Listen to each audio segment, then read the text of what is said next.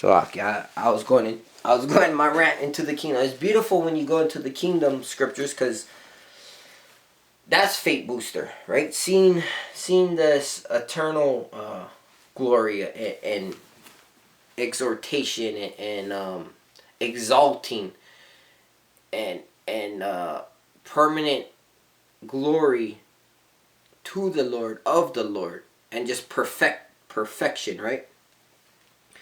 So it says, ye should earnestly contend, Salaki, and exhort you that ye should earnestly contend for the faith. So earnest goes into a seriousness. So you're seriously contending for the knowledge of the scriptures, right? The doctrine, right? And it all goes back to the laws and commandments. It all goes back to laws and commandments. So, and Yahweh Bashim Yahshai, he was the Word made flesh. So when you read red letter, that's the Word. So what he says, it's golden. It's golden. So,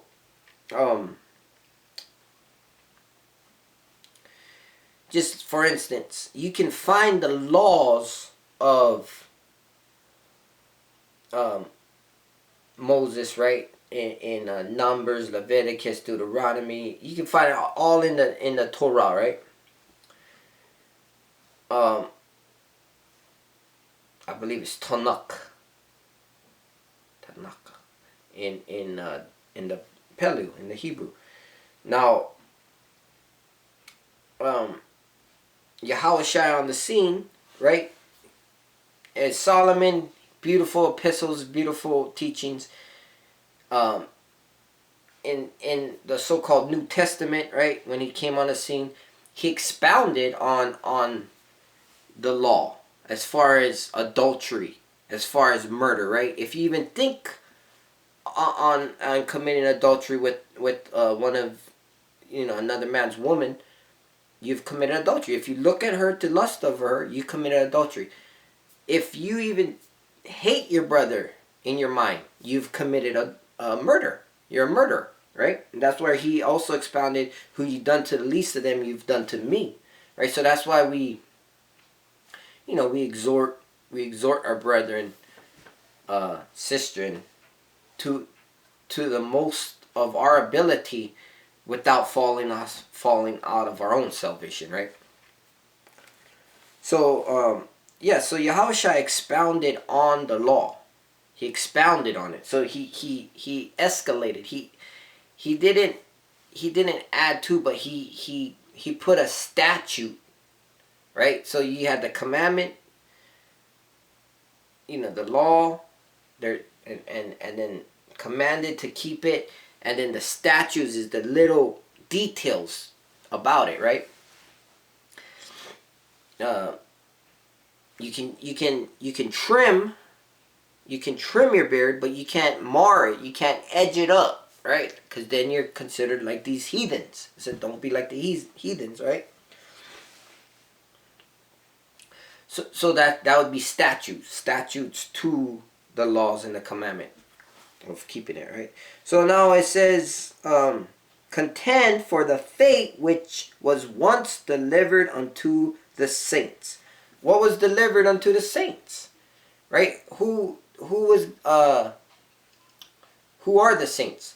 Well, in the time of Moses, the saints were given the laws.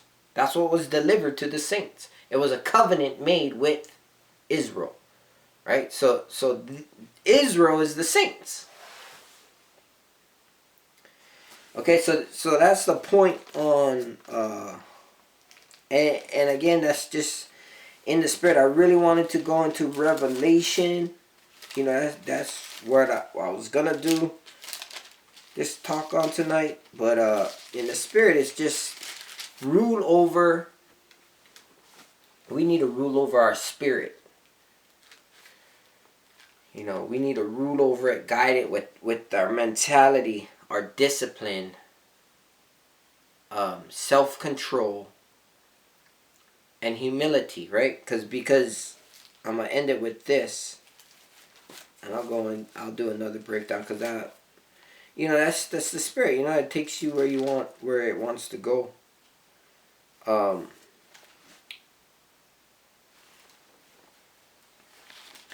Yeah.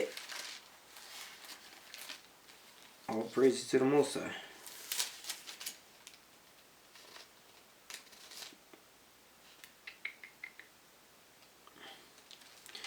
Right, put on the whole armor.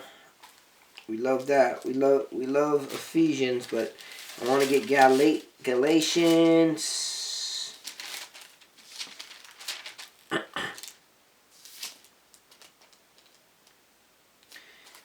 Chapter 5 and verse 22. We gotta stay in these spirits, right? The spirit of the Rock of Kadash. Fruit. These are the fruits of it. I got all these precepts, breakdowns that I wanted to go into. Now it says, Galatians chapter 5 verse 22. But the fruit of the Spirit is love. Right? So when we're getting out of it, sometimes there's strong rebuke, there's strong exhortation to keep us on that narrow path, right? I tell my loved ones, I'm like, I heard the analogy before. If a speeding train's coming and your brother or sister's right there on the track, you're gonna say, get the hell off the track. You're even gonna run and push them off the track to save their life. You know what I mean? So it's not like, hey, get off, there's a train coming. No, your life is at risk here. So when we feel stirred up, it's because there's demons, there's possibilities of going off that straight and narrow, right? I just heard this the other day, preventative measures rather than corrective measures. Forget, but that's the point, right? So we might strain too much to stay down, but it's better to stay ready than having to get ready, right? So, but the fruit of the Spirit is love, joy, peace, long suffering, gentleness, goodness, faith. This is the point. Meekness, temperance. So meekness, right? Meekness is like lowly, like humble, right? Temperance, that's self-control. Against such there is no law. So if you have this love, right? That's for your neighbor. That's for your nation. You're not going to love your enemy. You're not going to love these pedophiles and weirdos, right? As it's put. You're not going to love the people who hate you, who all conspired against you. No, you got to be weary. You got to know what, harmless as a dove, right? Wise as a serpent, harmless as the dove. And it says, the point was meekness and temperance. Against such there is no law. Right? So we need to stay in self-control, discipline ourselves, and keep growing. Right? Discipline yourself to grow. Discipline yourself, motivate yourself. Whatever you're lacking, pray. Pray for that. Pray for that strength to have control over your spirit. That way your spirit can control your flesh, right? You are in control. You take control of your destiny, and ultimately the Lord is predestined us. But that's why we speak the way we speak and hear what we hear. So in these, I like to read the part where it says, in these end days surely, this shall happen in the end days. These type of things, because when you see it, you prepare yourself. Okay, lovers of themselves. Well, okay, I shouldn't be just so selfish, right? Not displaying natural affection. Okay, that means they're not naturally in tuned with kindness and gentleness of their loved ones, right? They're just all roused up, right? So we got to keep these fruit fruits of the Spirit, the Raka Kadash, right? And don't put many spirits. Have yours, Raka Kadash.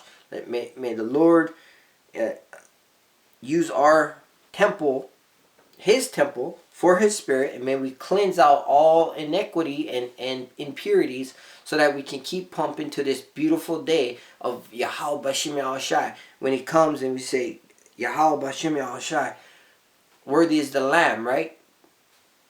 And he, you know, the slain will be many.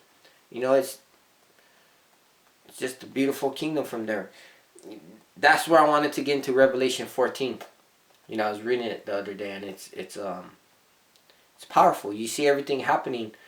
You know, you want to keep the brothers in tune, keep them exhorted, keep them in the spirit to, you know, work and see this gift of salvation that we have the honor to be a part of. So there is no question, right? When things arise, sin, temptation, you know, you're just like, hey, our salvation is here.